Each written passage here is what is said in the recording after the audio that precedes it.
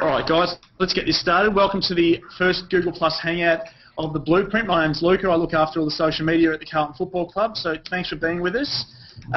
Very happy to say that we've got Mark Maclure available for the first Hangout. So as I said, there are a few spots available if you do want to jump in the next couple of minutes. If not, Mark's going to start chatting to the guys. We've got Justin, we've got Kerry, we've got Michael, and we've got Shannon at the moment. A few of them will be typing the questions out because their webcams are down, but Mark will answer those questions and repeat the questions as well. And and you'll be able to hear Justin's question as well. So without further ado, I'll just pass it over to Mark. Hello. Hey, Mark. Justin? Hey, Justin, how you going? Good, thanks, mate. How you been? I'm alive. Hanging in there. Nice to hear. I guess I wanted to throw one question out to you. You mentioned the likes of Paulie Bauer and Jordan Russell before. One player I thought, probably Brett Thornton. I reckon he's definitely, he's shown up forward, he can take a strong grab, he can kick a goal, and at the same time he gives us options down back when we need him as a sort of a swingman, sort of a clearance player. But where do you see him at in terms of, like, he's not getting a game at the moment, but he's kicking, 4 goals in the Resies on the weekend. Where do you see Brett Thornton at the moment? I think he's a very good replacement. See, I don't see where we can play Hansen and Cruiser in the forward line together. So I really believe that Thornton, he's one I left out, and I apologise for that. I shouldn't have. So I think he's a very good option. He leads well. He leads straight up the ground, and he can give you some support in your forward line, where I think that Hansen can't.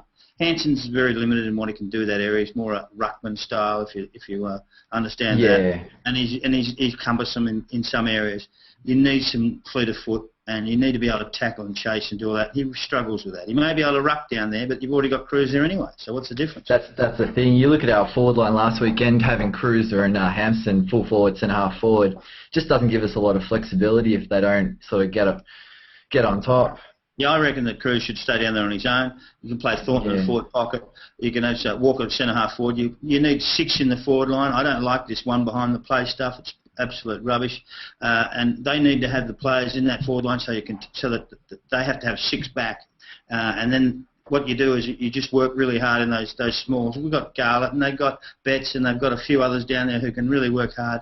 Ellard at some stages and Simpson and all those guys and keep the ball in.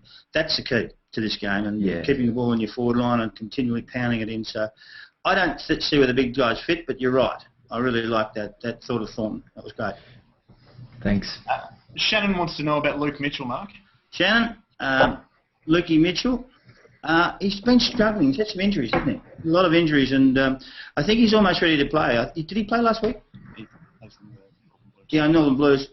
They've had a lot of games where I think what I hear about him, he has got some really good talent. Is he physically strong enough at this stage to play? I'm not so certain. When you talk about whether you're going to come up against, some of these guys are very seasoned and strong, and they don't want to kill him early. But I suggest that he should have 1 or 2 games or 3 games before the end of the year to get him to understand, Shannon, about how hard it is to play in this competition and how hard he has to train for next year. I think it's a good call. The young guys, we need more of that. Just need more of it. Gives you hope. Sends you hope. So, Shannon, it's a good call. Thanks very much. Kerry, do you have a question for Mark?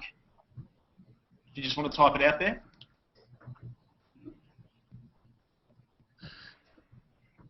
It's all right. My text. Who's Michael? Where's Michael? We might go to Michael's question here. Yeah, Michael Ball.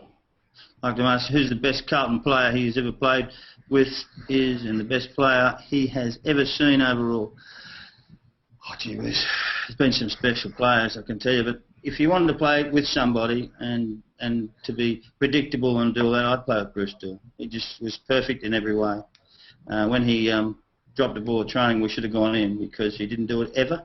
He was spectacular. And the most exciting, I think, Jesselenko and Wayne Harms, really impact players, spectacular, at the contest and tough and strong. And those two stand in my mind for people who were just really at an impact. When you needed something done, it was done. And those two were fantastic. Mark, Brett Doyle asks whether you see the club going after any big names in trade work. Well, it should be, Brett. They should be going after some big names in trade. But sometimes they talk about this money ball, and a lot of sides say, well, money ball, it's rubbish. Sydney are the best at it. What they've done is they've picked up the fringe players from other clubs and turned them into good players. I think there's a stack of them out there. And I look at one of ours, Kane Lucas. Someone's going to get him and turn him into a good player unless we start to do it now. And so there's some interesting choices out there. A lot of players are disgruntled. The coaches don't like them or whatever, and I'm sure that happens at our club too. And they move on to another club and all of a sudden become a player. Sean Griggs is a perfect example of that. And a choice that I believe was a poor one. So that Brett got rid of him. So look, there's a heap of kids out there that are good. You don't have to spend a lot of money. And because once you start to put a bidding war in, the prices go through the roof, and you know what? We've got no players left. So youth is the go. Justin, do you have another question for Mark? Yeah, actually, I wanted to ask, just sort of leading on from, you mentioned Lucas, and I think that's a big one. I mean, he should have been a top 10 draft pick at the end of the day. I think the likes of Kane Lucas, even Andy Collins, they're just not getting the chances that they should be getting. Who do you think, this is probably throwing it around the other way, who should be not getting a go? Who should be coming out for the likes of Collins and Lucas? Well, we don't need three ruckmen for a start, okay? We need Warnock and Cruiser. So that's simple. There's one goes. I don't know who it's going to be, but there's a few others in there that I think that... look, Garlett for me is an underutilised player. I mean, he sits in the forward pocket. He's got so much talent. I think he's almost a midfielder. You put him on the wing, you put him on a good player, and let him run with someone so he learns another area. Don't ask me who comes out. That's a really tough thing to do, So, but what you got to do is, it's your spot to lose. And what the kids are going to do is really play well to get back in. Don't. That's a hard question, mate. Really hard. So it's just hard because you got to go. But Hampson's the one for me. Yeah. Do you think we went too hard to get a third ruckman with Warnock a couple of years back? No, I didn't. I think Warnock fit and strong is as good as anyone in the competition. So I'd be pleased for him to play in the ruck and continue to. Most of the ruckmen play 90 to 100 minutes. We need to train Cruiser how to play forward. And we've got 8 coaches there. They should have a bit of a dip at it and see if they can pull something out, and teach him how to run sideways, backwards, find space. All those things you need to do as a forward. So, look, we've got a lot of talent in this football club, and at the moment they're just devoid of confidence. Mark, Michael asks. That's right. That's okay. Michael asks, which players do you think have improved in 2012? Which players I think have improved since 2012? Gee whiz, that's a tough question at the moment, isn't it? Ellard has been much improved player. I think that he's come from down below. He's worked hard. He's got himself into a situation. He's not the most ecstatic. He's not the most pretty player you've ever seen, but he works hard. And it's not about having highly skilled players. It's about how hard you want to work. A lot of players here aren't the prettiest players, but it's like a pretty racehorse. Some of them can't even run. The other one who I think has been good is Arnfield. Dennis Arnfield's been very, very good in what he's done. He's improved out of sight. Michael, the one that gets me that has improved a little bit, I'm just trying to think who it is. Can't find him. Apologies. I think Watson's improved, you know that? I really do. I think young Watson's improved. Matty Watson, he's played 4 or 5 games in a row now, and that's what you need to do with young players. Put them in one week, keep them there. It doesn't matter what happens, don't dump them the next week because they lose their confidence immediately. And it'll run 4 weeks in a row, and then you can assess, and so he can assess as well. Gee whiz, am I ready for this, or am I going to go back and work harder and build some more muscle, get fitter, be stronger? So you can't assess him until 4 weeks. But I think Watson's improved and getting better. Shannon asks, who would you prefer off the half-back line, Chris Yarran or Andrew Walker? Chris Yarran. I think Chris Yarran's an interesting case. He's almost ready to go into the midfield. He should do that. I like Walker at centre forward. I think we need a set-up of Cruiser at full forward, Walker at centre forward, and maybe Thornton forward pocket. And then all your smalls around them, and give you a three-pronged attack that are quick, that are still quick and can move. I think that's what we lack. So no, I don't think that Walker should go back. Just getting a few questions here from Google Plus, Mark. Daniel Berkovich asks, why can't we set up like last year? Yaron off half-back, Garland and Betts underneath Cruiser, and Walker leading hard off the square. Robinson in the middle. Why have we moved so far away from that? It's amazing, isn't it? I mean, these people pick all this stuff up, and it's true. But you know what? That is because we get bashed. They push more people behind the ball, and the coach does that. And all of a sudden, they lose that structure. That people talk about structure. I hate the word structure, but they talk about those sorts of things where you play. We need to have 6 in our forward line, and that's a good start. Forget about having one behind the ball who can save something. We need to kick a score, and you don't kick a score 5 against 6. You can't do it. It's impossible. So. It breaks down because people lose their confidence in others, and that's why we're in this dilemma now. Michael asked about depth. Given the state of the club right now, do you think they are lacking player-wise, or do changes need to be made off-field? No, I don't think they're lacking depth-wise. I think they've got players, but I haven't played them.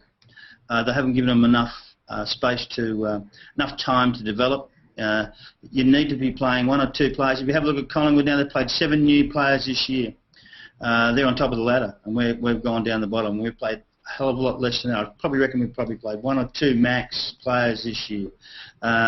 Geelong have played 8 this year, and they're inside the 8, and a very, very good club. So it's not about how much depth you got. It's about the talent you got. They all come out of the same pool. They all actually are very, very good kids. It's how they're managed and developed is the problem, and I think we've got a little drama there. Justin, do you have another question? Yeah, just one last question, just around Lockie Henderson. Yeah. I mean, he showed potential at both ends of the ground, but in your opinion, where does he play? I like him down back.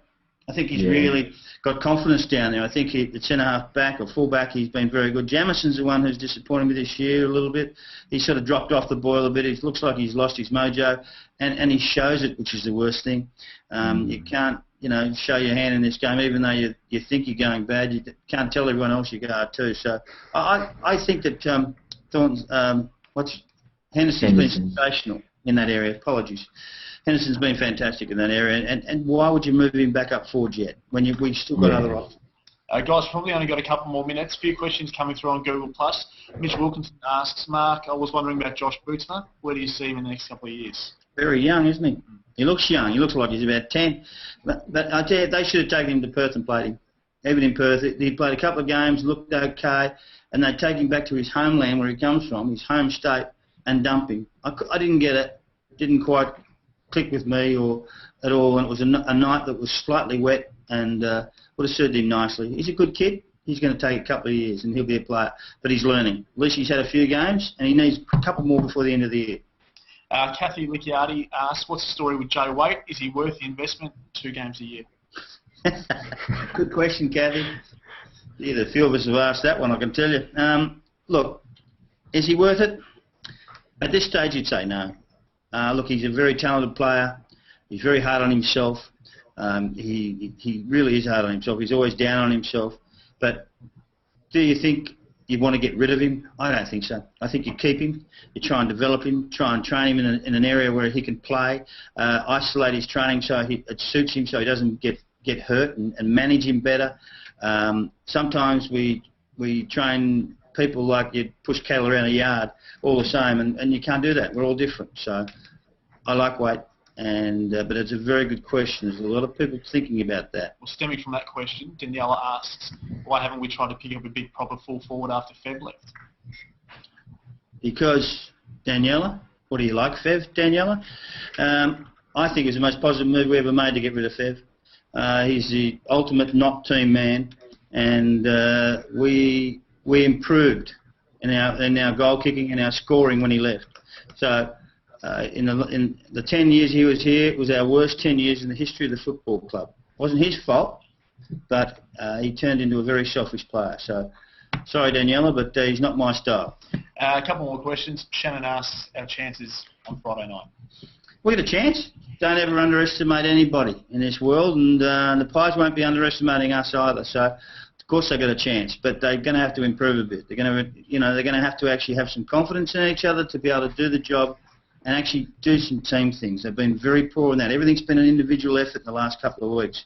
So, Daniela, I think that you just sit tight, watch your space, and let's look for improvement on Friday night. I'm not certain they can win. I'm not absolutely certain, but I am certain that they will improve as a team, and we'll look forward to that. And the last question, Mark, probably a tough one to finish on. Brett Doyle asks, do you see Ratton going until the end of the year?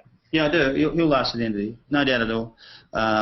He will. It's his job to lose, as we spoke before. He will be part of this club. After the end of the year, he'll determine that. He'll determine that by his actions during this period of 10 or 12 weeks.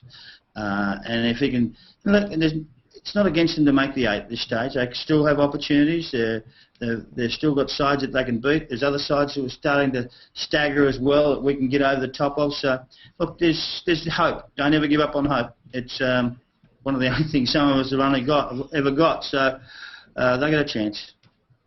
All right, guys. Thank you very much, guys. Thank you, Mark, for joining us for this inaugural hangout. We'll be doing it again next week, guys, with Stephen Kernahan, the president of the Carlton Football Club.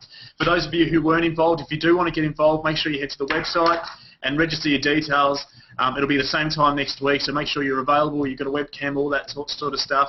And just register your details on the website, and we'll get in touch during the week. So thanks for watching, everyone, and keep watching The Blueprint. Okay, bye.